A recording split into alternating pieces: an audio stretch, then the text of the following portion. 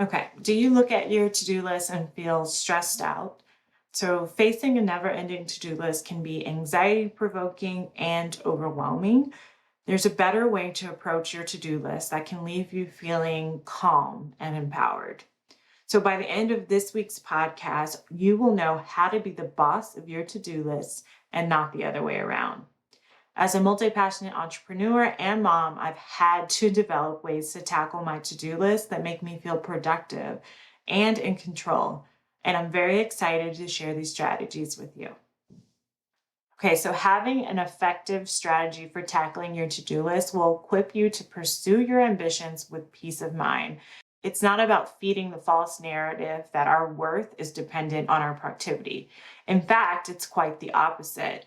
Knowing how to tackle that never-ending to-do list, it will help you feel whole and get things done that are important to you.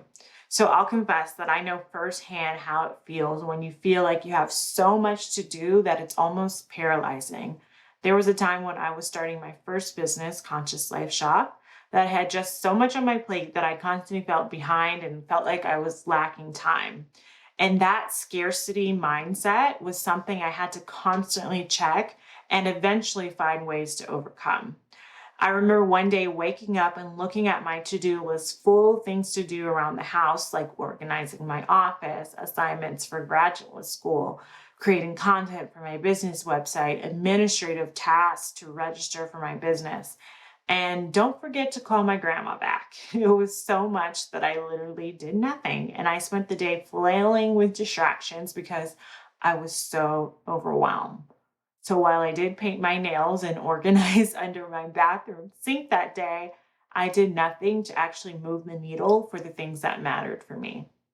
So this topic is particularly important to me because I know the feeling all too well. Thankfully, and eventually I had to come up with a way to juggle all my interests and obligations, and sharing those ways was part of the motivations to starting this podcast. Particularly, a to-do list can seem like such a simple and small part of our lives, but they can also cause us so much stress. So let's just jump into how to tackle your to-do list and how to deal with that never-ending to-do list the modAmbition way. So first, we're going to talk about how to organize your to-do list. You want to create a master running to-do list for you to brain dump onto. And I suggest using an app for this so you can always have access to it. So I use Trello. I think I've mentioned that before on the podcast. And then you want to separate that master to-do list into categories for your life. So for me, I have a card of to-dos for my corporate job, a card of to-dos within this board for my coaching business, a card for my product business, home life, and I have a joy list. So, and I'll talk about that in just a second. So I have 5 different categories on this list. And then based on my priorities for that week, I can pull to-dos and add them to my planner as I'm planning, which I will talk about in just a second. But it's really important that you're going to separate your running to-do list into categories for your life. And having this running to-do list, it's really helpful when you think of something you need to do, but it's not necessarily a priority in that moment. And you want to have a running list of it so you can keep up with your multiple to-dos and your multiple projects in your life. And you don't feel like you're losing things between the seams. And then, like I said, part of that to-do list is I have a joy list. You want a joy schedule to be a part of your to-dos. You don't only want it to be obligations and things that you have to do in order to move the needle for more strategic goals. You also want to have joy scheduling as part of your to-dos to move closer to your more personal goals and hopefully your goal of continuing to vibrate high and feel good and feel joy in your life. And so scheduling these things can be an important way to actually make sure that they happen, they don't get lost in the cracks. So scheduling those date nights, scheduling when you're going to do your nails or do your hair, or when you're going to go get that massage. Those things are going to be really important. Or maybe it's just time that you're carving into your routines to do things that make you happy, like read and journal, meditate, those types of things. And you want to create a master list of things that bring you joy, that bring you peace, that are fun, relaxing, and energizing to you. That way you can just pull from these lists and add them to your week when you're planning. So don't forget to have a joy list. Okay, now I want to move on to some of the best to-do list apps and tools for you to consider in tackling your to-do list. Again, I already mentioned Trello. I use the free version to keep my running to-do list and various notes that I like to keep in my life because I always have access to it on my computer or on my phone, no matter where that I am. I'm also newly using Monday.com to collaborate with my assistant for to-dos that are shared amongst us and getting content out. This is new to us, but so far so good. I'm liking it. It's very similar to Excel, and shout out to my assistant Grace, who's editing this podcast. She's been doing great helping me kind of get used to this new tool and collaborate with it. And we're finding it pretty useful thus far. I'll update you if there's any changes on that. There's also an app called Todoist, which is very much like Trello, but it connects with other apps and it's more to-do list centric, if you will. Another one that I recommend is Microsoft To Do, and that's great if you work in a corporate environment. This would sync really well with your Outlook and just your workflow if you are in that Microsoft world, in a corporate world.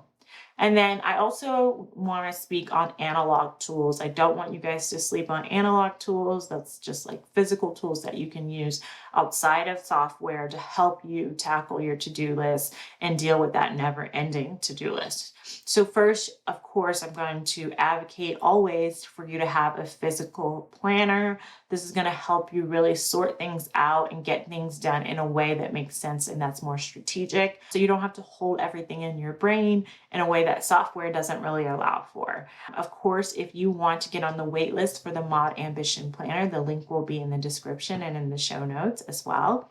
What's really special about this planner that's going to be launching very, very soon is that it incorporates space for a weekly to-do list and notes throughout the week of any to-dos that come up. It also has large pages for grown women with big goals. So I'm really excited to launch this planner. I think you guys are going to like it. If you want more information about the launch, again, you can sign up for the waitlist for this planner. Another thing that I like to do in the analog world is use sticky notes. I like to use them throughout the day when I don't want to pull out my phone or it's something that can't wait till next week. So for things I want to add to my day or as a reminder, I'll just put it on a sticky note and I might stick it in my planner. The modAmbition planner comes with sticky notes and page flags. So that's another really convenient, great feature about this planner. But that's a great way to handle your to-do list in a way that you still feel like you're keeping up with things, but you also don't have a million stickies. So like I said, the way that I use them is if I'm working and I don't want to pull out my phone and I just want to remember something and it's not something that can wait till next week's planning to-dos, essentially, I'll put it on a sticky and I may stick it in my planner for that next day. Another helpful analog thing that I use is a whiteboard. So I like to use this in my corporate work because things are so fast moving and this helps me track things that come up throughout the day. I have a whiteboard right next to my desk that I use for my corporate job writing neuropsychology reports. And this is just really helpful because I can look at it very quickly rather than exiting out of anything that I'm doing. And I kind of refer to it as I'm going throughout the day. Again, these are for those things that come up throughout the day that I don't already have in my running list in Trello. So I do have 2 desks in my office, and I recommend this sort of separation of church and state-esque way of doing things and working because it helps you compartmentalize and to focus when you're doing certain work, especially if you have multiple businesses or a side business or multiple passions, having that separation. So I have basically in my office 2 different desks for different ways of working, and it helps your brain also get into work quickly and focus quickly when you sit at that desk because you know what mode you're in. I know when I sit at that other desk, I'm in report writing mode and I can just get to it. And whereas when I sit at this desk, I know I'm more in my business mode, my founder hat, and I have a different energy when I'm working there and it allows me to just sit and go. So that's a little bonus tip. Another couple apps that I want to mention that my clients in my Dream Life Academy have told me about that are really, really great tools, especially for habit tracking and joy scheduling. So those to-dos that are part of your self-care and your maintenance as a person to feel the light in you. There's an app called the Fabulous app that one of my clients recommended me that I really like that is kind of all inclusive when it comes to forming healthy habits and wellness. And there's also an app that another client recently told me about called the Habit Tracker app, which I think you guys will find useful. So now I want to move into how to tackle your to-do list. Now that you know how to organize it and you have the tools that you're going to use to tackle it, how do you actually tackle your to-do list in a strategic way that helps you deal with it? So first, when you're approaching your to-do list, I want you to consider your intention and your values. What lights you up? What sets you on fire intrinsically and makes you happy, brings you joy, brings you peace? You want to start from a place that's focused on what makes you feel happy and alive when you're looking at your to-do list or when you're making it. This also includes those larger goals you have for yourself, like your yearly goals or your larger picture goals for yourself. So you can make sure that what you're doing is going to move the needle for you in manifesting those goals. So you want to approach your to-do list first from a place of what lights me up, what do I value, what's most important to me, and what are my larger picture goals, okay? Then you want to think, can I delegate or can I automate what doesn't light me up before I add it to this to-do list? So when you're sitting down to make your to-do list, let's say for the week, and you have this long tab of things you need to do. So you've already considered what lights you up, what are your larger goals, and let's say there's some things that's like an obligation, something you have to do, right? But it's not part of lighting you up and it's not part of your larger goals. Can you delegate it, meaning give it to someone else who it is their expertise, or can you automate it? Is there a system I can utilize to make this easier for myself? For example, when I write my reports for my corporate job, it's not necessarily something I don't enjoy, but it can be tedious if I'm starting from scratch every time. So I have a system for it. I have templates. I have templates for my interview questions. I have templates for my reports. I have templates for my recommendations. And that way I can just plug and play and personalize it for each client. But at least I'm not starting from scratch. And that's sort of a system that helps me get through my to-do as far as my corporate job much easier.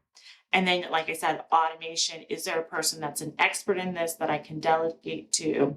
And then make sure you aren't delegating those things that bring you joy, right? For instance, the nanny may be able to pick your kids up from school, but that might be something that really makes you happy, seeing them, so happy to see you at the end of the day and running towards you. That might bring you joy. So even though you could delegate it and save yourself some time, you might want to delegate or automate something else so you can do that one thing that brings you joy. So remember, don't go overboard with the automation delegation that you're taking away those things that make you happy. If you like to be the creative in your business, but you're outsourcing that is not a way to, first of all, scale and make yourself happy. And it's not going to be a way that really helps you approach your to-do list feeling empowered.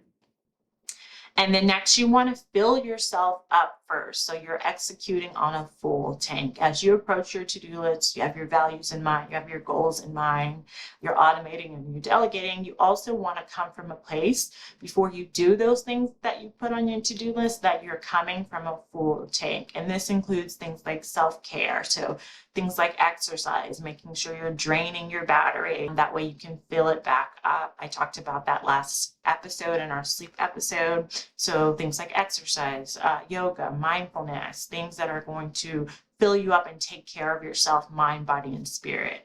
You want to eat for energy.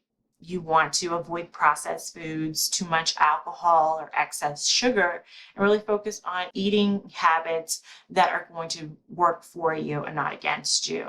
You also want to think about how can you be rejuvenating yourself throughout the week so that when you do sit down to tackle those things on your to-do list, that you feel refreshed and rejuvenated and you're coming from a place that you have something to give. So if that's taking that hot long bath on Sundays before you start your week, or if that's going for a run out in nature or hike, something that's going to make you feel rejuvenated before you approach your to-do list.